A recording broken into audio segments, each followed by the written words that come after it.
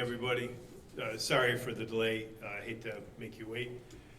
So thanks everyone for being here today. We have our police commissioner with us, Erica Shields, our council president, Joel Farrelletto, council member Mitch Nowakowski, Chris Ring from the Chippewa Alliance, and several other members of the administration. So for the last few weeks, we've been studying the problem on Chippewa. And that's been a study that's included members of the Buffalo Police Department, the Department of Permits and Inspection, our Law Department, Department of Public Works, and Strategic Planning. And we've met with business owners and common council members. So here's a few things we know. The problem largely is not inside the bars. The problem is outside the bars on Chippewa streets. It's crowds of people loitering. It's cars loitering. It's Uber and ride shares waiting for pickups. It's large groups of people loitering on sidewalks. It's under 21-year-olds in the entertainment district late at night, not going into any bars, but hanging out. This is also spilled into illegal gatherings in privately owned parking lots, and that has been part of the problem. It's open containers, it's fights, it's disorderly conduct, but this has been a problem that's been accepted in the city of Buffalo as the norm for a long time. So a review of our city spending indicates that each weekend the city spends a little bit over $20,000 in extra people power and extra cost to keep Chippewa going the way it is. Just as a frame of reference, 2 weekends on Chippewa cost the city the same as the St. Patrick's Day parade. So over 52 weeks, the city spends in excess of $1.1 million of extra money on a 3-block area in the city of Buffalo. So, but that's really the continued cost of doing nothing, the continued cost of the status quo. But extra staffing has restored order. So for the last 3 weeks, we've closed the street on Chippewa to traffic to reduce the loitering in cars. We've had extra police power on Chippewa to enforce the laws that previously haven't been enforced. We've kept people from congregating. We've been moving people along. We've also closed down the parking lots that have been part of the problem. We're in touch with the private owners, reminding them of their responsibilities. The last violent shooting occurred in a privately owned parking lot. That was the source of a tailgating party gone bad. But for this 3 weeks, we've increased the police presence, all in an effort to tamp things down. But it's not just police, it's the Department of Public Works. We put up barriers up and down Chippewa. Permits department has been working with the parking lots. The Department of Law has been working with owners and parking lot owners. But one thing for sure is that taxpayers can't be expected to subsidize poorly managed private property. So the days of the city of Buffalo spending an extra $1 million a year, to keep Chippewa the way it is, those days are over. We don't have the resources for it, and if we did, I wouldn't spend it that way. I wouldn't ask the citizens of the city of Buffalo to subsidize a very small business district. But what do we want? We want a very safe, vibrant entertainment district. We don't have it right now, but we're desperately trying to change that. So we've done the weekend street closures, we've done the parking lot accountabilities, and right now we're reviewing all the laws and permits for the under 21-year-old policy. It seems to have morphed into an informal policy rather than following the rules that are in the city's zoning/green code about special permits. So the theme generally is, we're not changing any rules on Chippewa, but we are enforcing the existing rules. And those existing rules have not been enforced in a very long time. But just to be clear, what we're looking for is a safe nightlife district, a successful businesses, a place where everyone is welcome of all, I'll strike that, a place where everyone is welcome and everyone feels safe. And we want to make it so guests who are staying in the Hampton Inn, who are in Buffalo for the weekend, will feel like, oh, I'm going to walk down to Buffalo's entertainment district and have a drink or have a sandwich. Right now, we have several businesses that close early on the weekends because they don't want to be around what happens after 10 o'clock. So our goal, once again, is to have a safe nightlife area, a safe entertainment district that has several different types of businesses that attract different demographics. So that's our goal. That's what we're endeavoring towards, but we can give you more information. And next I'll bring up the Police Commissioner, Erica Shields, who will give us more of a breakdown about what's going on. Commissioner? Thanks, Mayor. Yep. Good morning. So when I arrived here, I was forewarned by my colleagues that Chippewa was going to be difficult. And being the eternal optimist, I said, no, it won't. It'll be a good time. We came out of the gate this summer and we got hit in the face. Chippewa was out of control. The violence that my officers were facing was absolutely unacceptable. The hostilities, the hate directed at them, and the amount of fighting amongst people who just came out to loiter and pick fights was off the charts. In the first few weeks, we found ourselves with several shootings in the footprint of the Chippewa Entertainment District.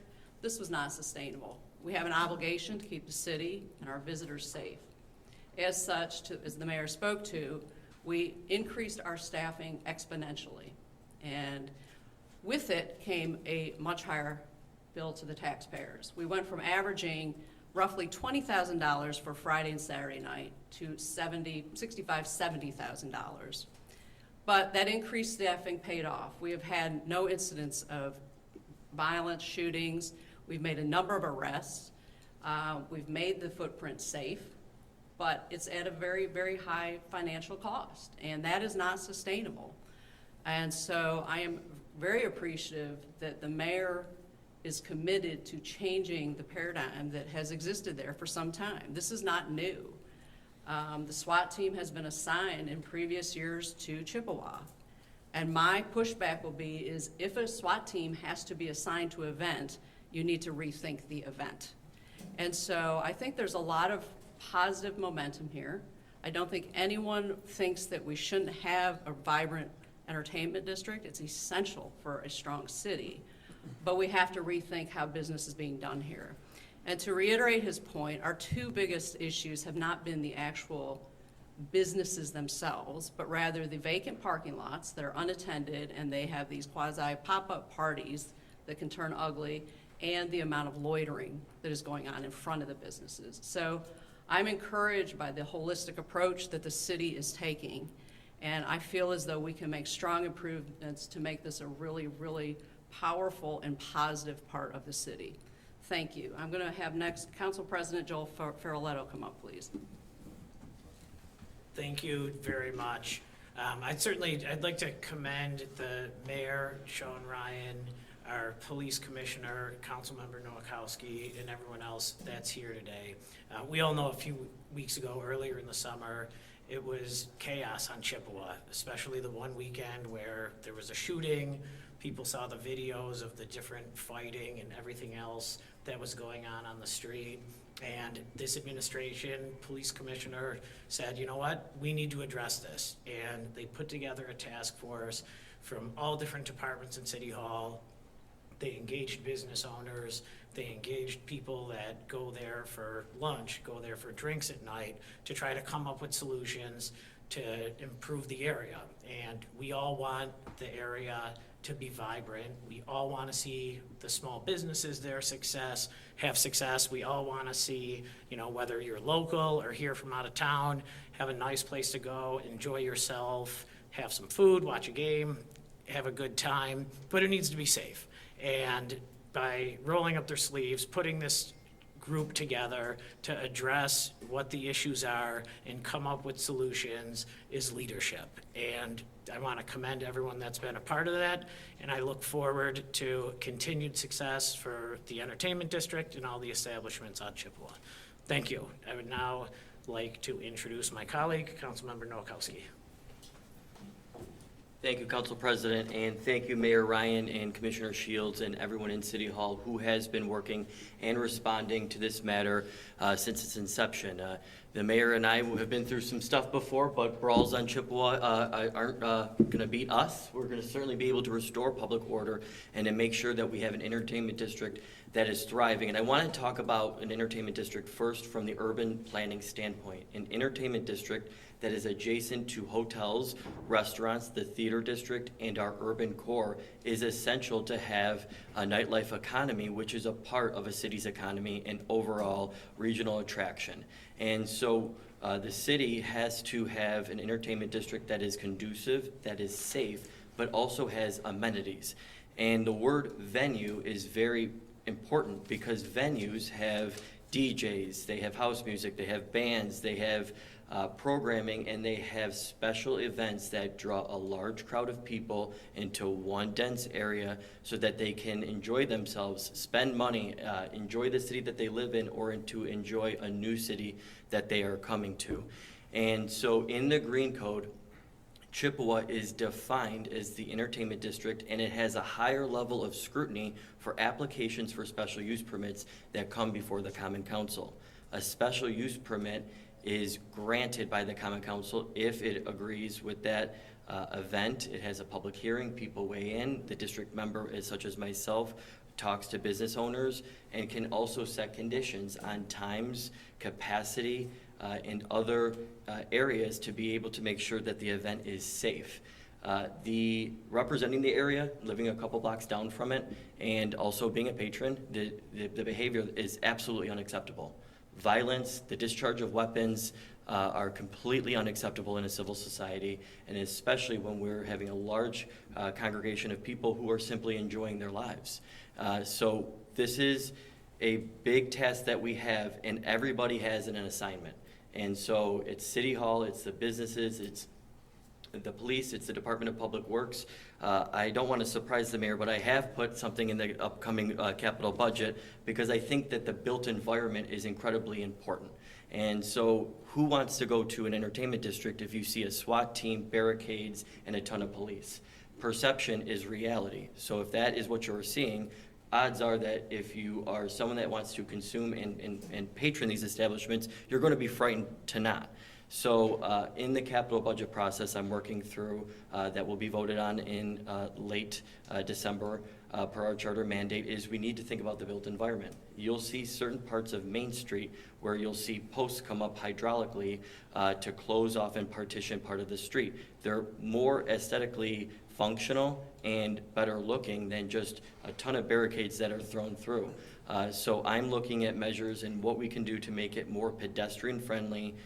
Also control traffic because you see a lot of accidents and a lot of congestion when there are 7, 8, 9, 10 Ubers on one block waiting for patrons to come in and out of establishments. That creates dangerous conditions for pedestrians but also for vehicular traffic. So while we're working through a lot of those designs, the functionality of it, and also rerouting traffic to make sure that it's safe when people are in the entertainment district, we all have to come together. These lots that people are congregating in and making it unattainable to control these crowds is not only making it safe to everybody in the vicinity, people in the lots, and also making it incredibly unsafe for the police officers who cannot control the crowds. Something has to be done, and if we're going to have a vibrant downtown, we have to have a successful Chippewa. And I believe that we can do that all together, and then also enforcing the laws that we already have on the books. Thank you, Mayor. Sorry, I'm just so used to, I thought you were gonna be the moderator. So I would like to bring up the president of the Chippewa Alliance, Chris Ring, who is also a person who has been working with myself, the city of Buffalo, and a business owner on that block that sees firsthand what's happening. Thank you, Mitch. I think we can all agree that the safety is the number one priority in the Chippewa District. You know, we commend the mayor's office as well as the council for acknowledging the fact that, you know, what's been going on the last X amount of months is not working. Obviously, the current police state that we have down there is not sustainable. We all want to have a thriving entertainment district that complements the amount of investment that's been going in downtown with the hotels and the convention center, the new Shays redevelopment. We need this area to be safe and we need it to be thriving. If we're not evolving, you're dying. So I think what's unique about this is everybody's talking about the change and there's uproar about what are we gonna do if we're eliminating X, Y, and Z. These are laws that are already on the books. I think moving forward and not going backwards is the key here. So I think starting with the enforcement of the laws that we have, taking a deep dive into see things as they are and how they're actually gonna work moving forward is the key. We've been working with a lot of the business owners, the residents, people that are not just bar owners, that have restaurants, coffee shops, food establishments that live in the district and are there 365 days out of the year. You know, they're inconvenienced by certain events that are happening 6 hours a week, 12 hours a week. That's not a thriving entertainment district. We need something that's thriving 365, 24 hours a day, where people feel safe, comfortable coming downtown. And I think what we're doing with the city right now, looking at all of these options is the best way to move forward. So we are just thankful to be involved in the conversation.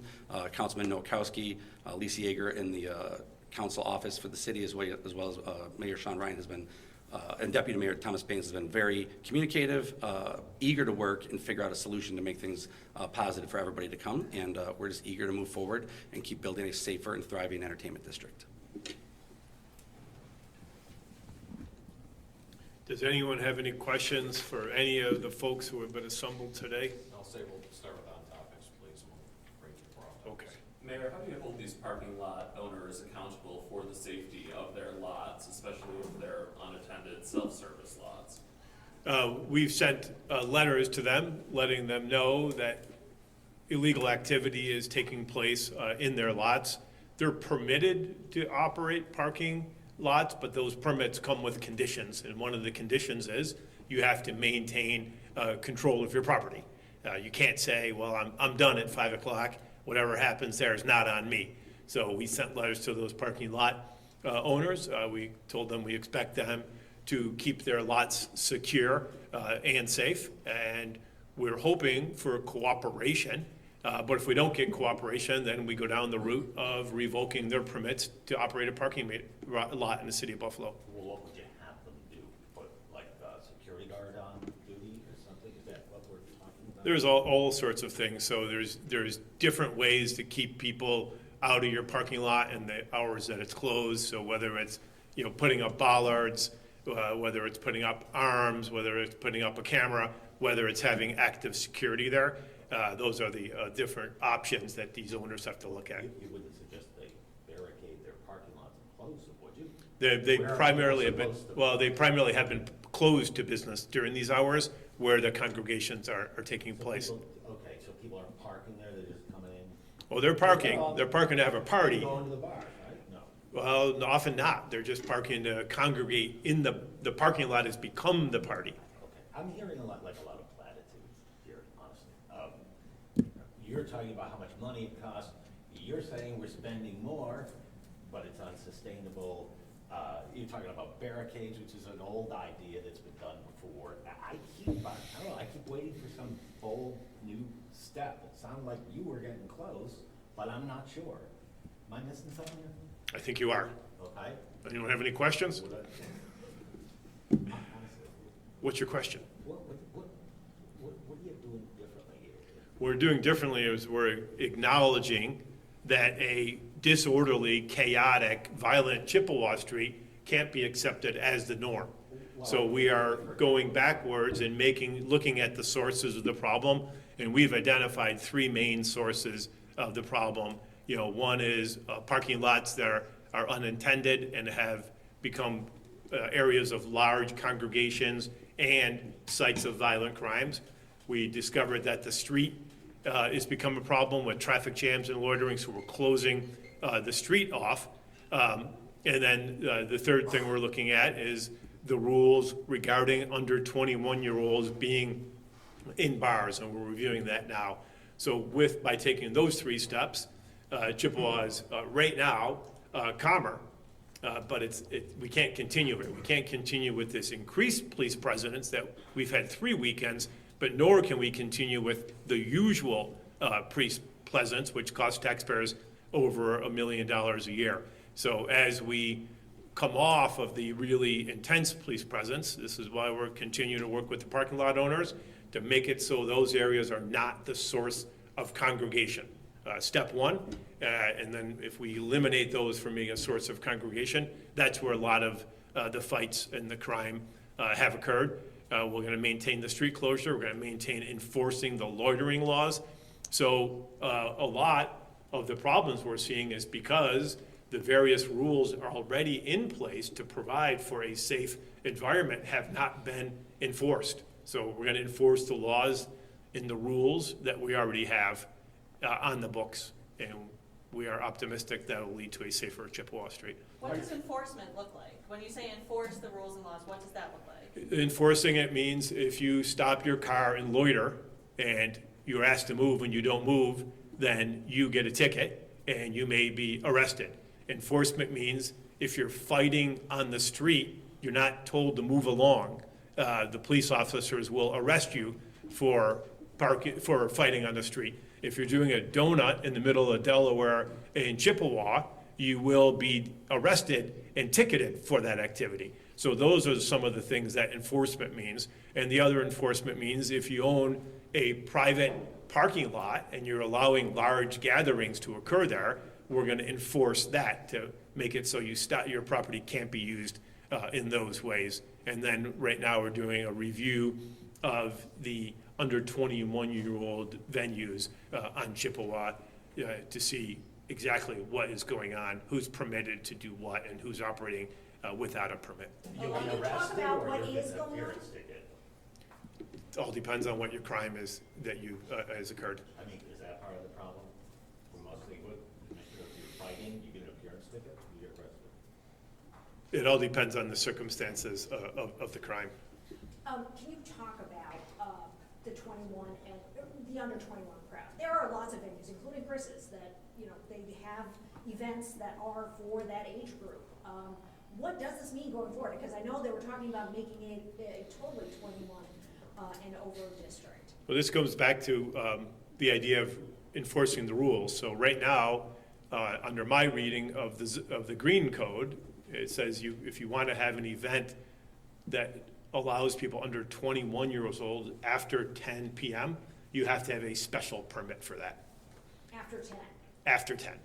And so right now, it's our belief that several establishments are operating under 21 after 10 p.m. without special permits. So we're going to start enforcing that process. But right now, from our look at the situation, nobody this weekend is permitted to have an event that caters to under 21-year-olds after 10 p.m. Does that mean IDing people who are just walking the streets who are under 21, or turning them back, or just can't be at the venues? Can't be at the venues if you're not, you can't be luring people into the district and then saying, well, you can come in, but you can't come in. So we just have to have really firm rules on that. So the special permitting process is designed to be just that, a special use. And there's multiple, it's about a 90-day process to get a permit of this type. So I'll give you an example. A bar owner wants to hold a welcome back UB students. And so months in advance, they would put a permit in to go in front of the council. We'll go to the planning board. There'll be opportunity for public input. And after all that, the council will vote yes or no to allow an activity for one night that allows people over the age of 21 to be in your bar past 10 p.m. But basically, most of these rules have not been followed. So we're going to start following the rules, whether it's regarding loitering, parking lots, or having under 21-year-olds in your establishment. But for the record, though, 20 or under 21-year-olds are allowed on Chippewa after 10, just not in the establishments. Not that people can't hold an event that caters to that. That's correct. Mayor, what about these venues that have rolling, weekly 18 and up nights? Would they have to then get a special permit? Can they get it on a rolling basis for if they have weekly events? The green code contemplates a permit for each activity you do.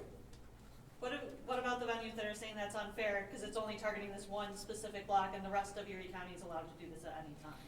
You just have to enforce the current rules. If somebody wants to change a current law, they can lobby to change the current law. But right now, we're going to enforce the laws that are on the books. And speaking of enforcement, you mentioned, issuing tickets or issuing fines, arresting people. And correct me if I'm wrong, but to me, that seems like it will involve a lot of police officers. You said the amount of police officer isn't sustainable. How do you balance those two things? You have to first calm the area and reduce the chaos and sort of let the word get out that Chippewa is not the place to come to essentially have a tailgate party and then just walk around but not go into any of the bars. So we've seen over the last 3 weeks, the underage presence has been severely diminished because there's not that opportunity to be in a parking lot in close proximity to essentially have an informal party. And so we've been doing that, and we think that's gonna get the word out. But right now, that sort of loitering crowd, each weekend that we've been doing this, the number of people just coming down to walk around and often find trouble has been severely diminished, and we hope that continues. These are issues that are common to entertainment districts across the country. Have you found any best practices you've identified in other places that you're thinking about, taking from? Yeah, we have most of the places that have, successful multi-dimensional entertainment districts do not allow under 21-year-olds after a certain period of time. Most of the successful places have really consistent signage about what you're allowed and not allowed to do. And then, most of the successful places also have designated ride-sharing pickup spaces not in the district, right immediately adjacent. But they make it so an Uber can't come down, the street in Nashville, whether it's open or closed, no Uber pickups right in front of those. And so they have an Uber zone usually on both ends of the entertainment district, just to stop that congestion of, how it is. You call an Uber and, one person in your party is ready to go and you say, just wait a minute. And so they've moved that activities, to the outside of the zone. That might be something that requires like infrastructure updates too, though, right? Well, more it requires mostly to be able to find a human being who works at any of the ride-sharing places and to get them to change their apps and where you can be picked up or not. So we've been endeavoring to contact those companies, but so far, as you can imagine, with some of these virtual companies, it's hard to get a person to talk to, but we're working towards that. But right now, that's not an issue because the street's closed to pedestrian traffic, to vehicular traffic. Do you have another question, Dave? I do, Your Honor, just so I'm clear. The idea of, you're gonna have an under 21 event, you have to have a permit. Well, right now, the current law allows, you can have under 21-year-olds in your establishment until 10 p.m. Oh, okay. That's what the current law says, and if you want to allow an under 21-year-old in your establishment post 10 p.m., you have to go through a rather comprehensive permitting process. Is that what you would prefer that? Because you're saying, you started out by saying, I think it was one of the first remarks, the problems aren't in the bars, it's kind of outside. So if you have an event under 20, and you're identifying under 21s, and I don't know if you have the data to back that up, maybe you do, but if you're having an event till 10 and it ends, it seems like they're gonna go out on the street. Where else would they go? So would it make more sense to keep them in the bars, and that's what we're getting at? No, most of the bars do not allow 21-year-olds in their bar after 10 p.m. Okay. Do you think you need to provide a space or a place for these 18 to 21-year-olds to go after 10 o'clock? Or do you think that's not your responsibility? There's all sorts of activities that, people can do at a certain age, but asking under 21-year-olds to come into a bar district and not have that bar district really highly structured is just a recipe for trouble. And that's what we've seen year after year. We got the trouble. So, the status quo is to keep spending $1 million a year in Chippewa, but to have the same violent outcomes. So that's what we're trying to change up. and that's what we're in the process of changing. Are these parking lot owners responsive? I mean, are you hearing from them? Are they talking to you? Are they even local? Lou Petrucci, Commissioner of Purchase and Inspection Services. Yes, last week we sent out a letter, actually we personally served them all. Yeah, they were responsive. You can see the reactions last weekend where they've either closed their permits after 6 p.m. That's been very effective. They've also hired security. They're in the process of installing bollards. But yes, they have been responsive. Closing the parking lots? Correct. Okay. Correct. Are these, how many lots are we talking about also? Roughly 14, owned by about 6 different individuals. Now, some of these are those automated ones, right? That they're just, you pay a QR code and that's it. Is that maybe something that shouldn't be permitted? Is that making this happen? That's a longer discussion. There's been a gradual evolution from having lots that had physical attendance to these pay, where you put the applications. In some ways, it's speculated that's done by design because they can be difficult to operate, and that results in people's cars being booted, which no one's ever very happy with. So yeah, that's one of the things we are looking at. So, And Chris, I don't know if you can answer this, but what are you hearing from the other businesses in the Alliance about these future plans? I mean, the members of the Alliance are supportive. Our board voted unanimously to end the 18 over post 10 p.m. in the district. We had a little over 40 letters of support from residents, business owners, like I said, that were not just bars, the Jim Steakhouse of the world that are open 7 days a week, that came down to this district, understanding that it was a nightlife district, but what the district's become with the rampant 18 over, the underage accumulating crowds on the weekends, is just ruining the street for everybody. So our organization is very supportive of this initiative, but like the mayor said, it's a simple start, we feel. It's just like, let's just enforce the rules that we have on the books while we look at, possible new legislation, things like that take a little bit more time. But if we can actually start enforcing the things that are already in the books, it's the easy answer to make things better in the future. Obviously, it's an uncomfortable conversation telling business owners they have to either A, not let people in at a certain hour that they've been used to for the last 10 plus years. We're simply just saying, listen, you want to have underage events.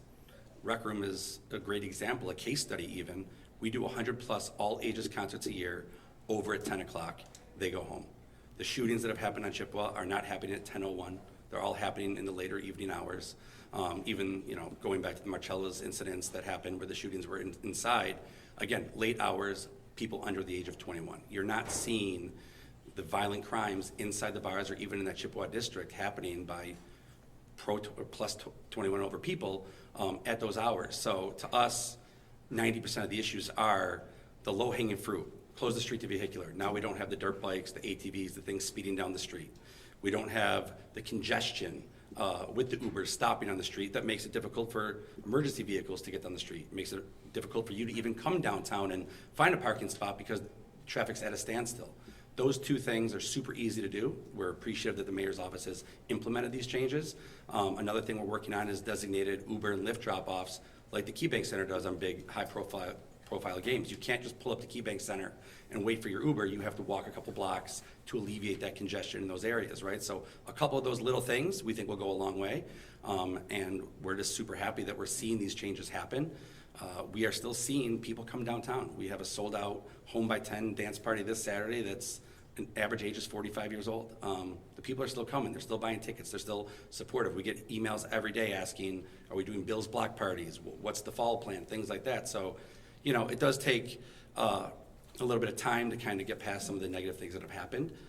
The negative things that have happened, unfortunately, does put a little bit of a tarnish on the street.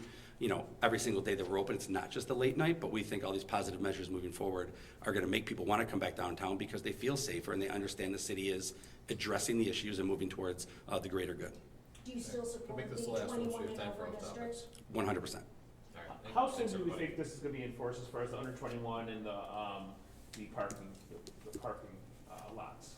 Well, I mean, the parking lots it's effective immediately. They've been closing the last couple weekends, so you can't even enter to park your car, whether you're 25 or 18.